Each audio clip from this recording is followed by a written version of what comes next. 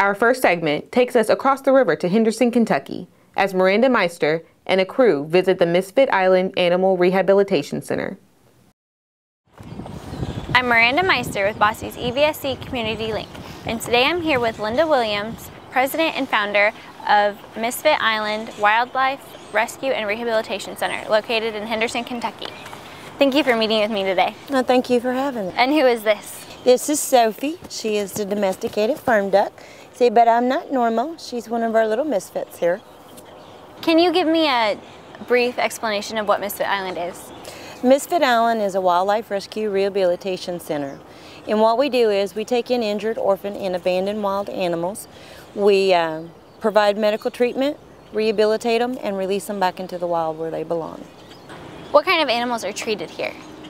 Raccoons, possums, skunks, squirrels, turtles, ducks, all waterfowl, sometimes birds of prey, white-tailed deer, especially fawns, and beavers, minks, muskrats, foxes, coyotes, anything that pertains to wildlife. Can you tell me about a few specific animals that have made an impact on you in the Wildlife Center? Since I specialize in deer, white-tailed deer, I mean, all these animals make such an impact on mine and Max's life, or anyone that's involved with Misfit Island. I would have to say the white-tailed deer, because they're very precious and patient and gentle, and they're one of my favorite. Is there like a specific situation that you can tell me about? My very first fawn that I ever rehabilitated, her name was Miracle. And I didn't think she was going to survive it.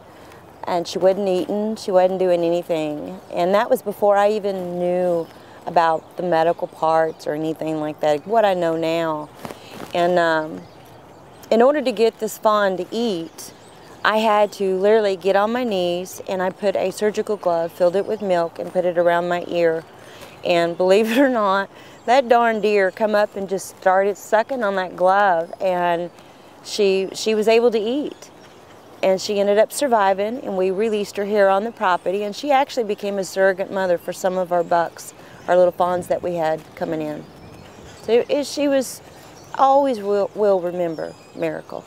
And I mean, I remember every animal, but your first animal is always there in the back of your head. You never forget them. Where did the name Misfit Island come from? Misfit Island Wildlife Rescue Center, actually, Max and I decided on Misfits because we had a cat that was dumped here on the property. And she was about the ugliest thing you've ever seen in the world, because someone had, you know, set her afire, and she had some medical issues and some scarring. And this poor little thing tried to have babies every year, and you know, we couldn't pet her. She was a feral cat. But this one in particular day, Max and I were in the workshop working, and she came into the workshop and she was trying to tell us that her kittens were in distress. And we followed her, and sure enough, she had 3 little kittens, and they were not breathing.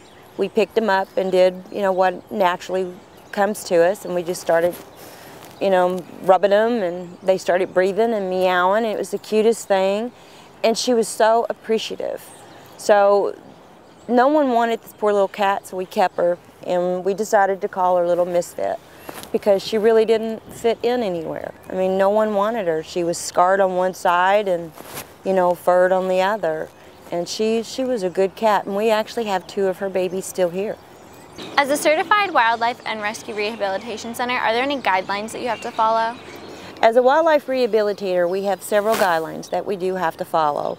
One, we have to have a license for state and federal. And we also have to be 18 years of age. You have to have property in the facility. If you're a home base, you have to have enclosures. You have to do an annual report every year. You have to pay your fees and continuing education, and follow all rules and regulations according to the IWRC, which is the International Wildlife Rehabilitation Council. So how does the wildlife rehabilitation process work? The wildlife rehabilitation process works in a variety of different steps. First is the rescue part. And if they need medical treatment, we provide all medical treatment, assisting along with our local wildlife vet. And then the rehabilitation process is the less human contact they have, the better chance these animals are going to have to survive in the wild. Our goal is to keep these animals wild. Some of the animals might be blind or they might have 3 legs. Something is physically, medically wrong with them, and that's why they're released in a soft-release environment. As a hard release process in any of the species, if they can forage for their own food, they have a natural instinct of fear of humans.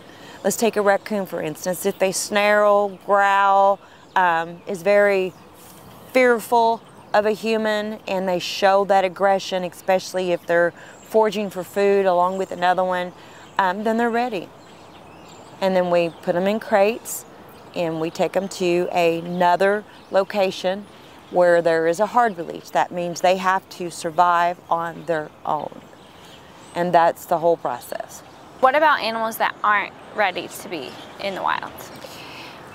Some of the animals that come here to Misfit Island, they're not quite ready for the release process or the rehabilitation process. It could be because of injury, stress, or it could just because they're infants, they're too small. And like I said, it could take up to 6 months, sometimes a couple years. It's all up to the animal, and it's up to their, how they heal. And so we just let them dictate when they're ready, and they'll let you know when they're ready. And what if you have animals that are never ready? Like, I know you have some here on the property that you haven't released. Let's take Tyler the beaver, for instance. Tyler the beaver cannot be released at this moment. Tyler will be a year old in a couple of weeks, and a beaver will stay with the family for 3 years. She will not get her sexual organs developed until she is exactly 2 years old. So a beaver stays with their family for 2 to 3 years, does not leave the colony to start her or his life. So our 2 years started last year with Tyler. So that is a necessity to keep her until she is at the appropriate age to be released back into a natural habitat environment. Some raccoons could take 6 months. They could be someone's pet. We have 3 raccoons here now that were someone's pet, and we've had to winter them over. So that takes a little bit longer than a normal, say you get a baby and you raise them, 4 months, you release them. These guys, they've never been outside. They've never seen a tree. They've never climbed a tree. They've been a pet. They've been around dogs. They've slept with kids. And so we have to get them used to being a raccoon because they don't know the raccoons. You mentioned that you educate your community. How do you use the animals to educate your community? Here in Misfit Island, we have a couple of animals that are non-releasable animals. They're blind, or they really cannot function on their own. And we have actually a USDA permit that allows us to use them as educational ambassadors. And we take these animals to schools, civic groups, Audubon Park, and we educate people about wildlife and the certain species and not to be afraid of them. And we provide like Project Wild, Growing Up Wild. We use a lot of environmental programs that's offered throughout the state of Kentucky, and we're certified and licensed to teach those programs. I like using the educational ambassadors that we do have because children react better when you have that actual live animal there. We do not allow any touching or holding of the animals, but just to visually see them. Kids are like, wow, I've never seen a beaver before or a skunk before. And 9 times out of 10, they haven't. But when they do, it sinks in quicker. And they actually pay attention instead of you just sitting there talking and it goes through one ear and out the other. Well, to support Misfit Island, of course, I have 500 acres, and it's always been like a wildlife sanctuary. And we just have a love for wildlife. And up here, the animals feel safe because they're not threatened. There aren't any fences that hold them in. They can come and go whenever they want. But as far as how I got involved in it, I prefer animals over people. They're quite grateful for the help you can give them. I mean, most of these animals, in fact, all these animals we get, need a boost and a second chance. They need someone to care. And that's what we're all about. We will give them the second chance when Most rehabbers would say euthanize them or a three-legged animal can't survive. Well, it's true in the wild it couldn't, but up here it can because we provide food year-round. So we'll take the necessary steps and it'll live out a normal life, as normal as it can. So what are your future plans for Misfit Island? Max and I want to build a wildlife rescue hospital that is kind of off the property here and is standing by itself, with possibility of connecting to the colleges to have educational programs there, especially for our vets and vet techs. And we also would like to set up tours for local schools and civic groups to come in and learn about wildlife and the environment and our ecosystem. And we also want to provide jobs for our community. And how can someone find more information on Misfit Island? If you'd like to find out more information about Misfit Island, you could go to our website, misfitislandwildlifecenter.org, or you can find us on Facebook at Misfit Island Wildlife Rescue Center. And you can also watch Bandit Patrol.